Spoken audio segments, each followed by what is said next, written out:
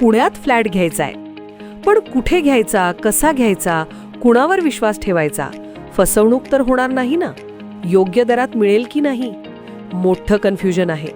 चला तर मग सर्व कन्फ्युजन दूर करण्यासाठी संपर्क साधूयात सारंग अहेर यांच्या रेरा रजिस्टर्ड ड्रीमोरा रियालिटीशी. संपर्क सारंग सुधाकर अहेर, ड्रीमोरा रियालिटी.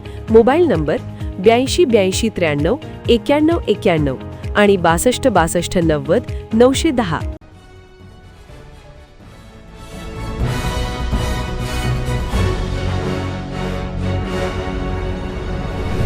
आपण पाहत आहात BCCN न्यूज.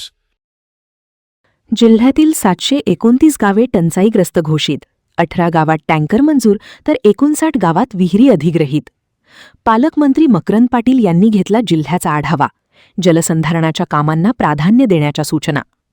राज्याचे मदत व पुनर्वसन मंत्री तथा बुलढाणा जिल्ह्याचे पालकमंत्री मकरंद पाटील यांनी बुलढाणा जिल्हाधिकारी कार्यालयात नुकताच जिल्ह्याचा आढावा घेतला.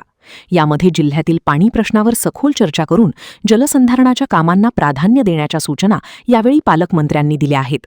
त्याचबरोबर जिल्ह्यातील 729 गावे टंचाईग्रस्त घोषित करण्यात आली असून 18 गावात टँकर मंजूर तर 59 गावात विहिरी अधिग्रहित करण्यात आल्या आहेत.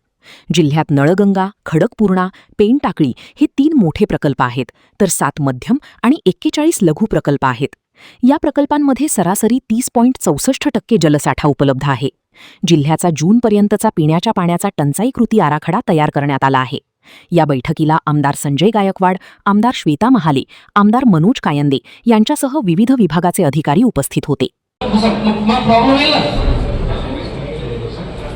उष्णतेचा कहर झालाय, त्याचा एकूण जर आढावा घेतला, गावं जरूर आपण 729 मार्च मध्ये आपण टंचाईग्रस्त गावं घोषित केली. परंतु प्रत्यक्षामध्ये जर आपण पाहिलं तर टँकरची संख्या आपण साधारण बघा 18 गावांना आपण सध्या टँकरनं पाणी देतो.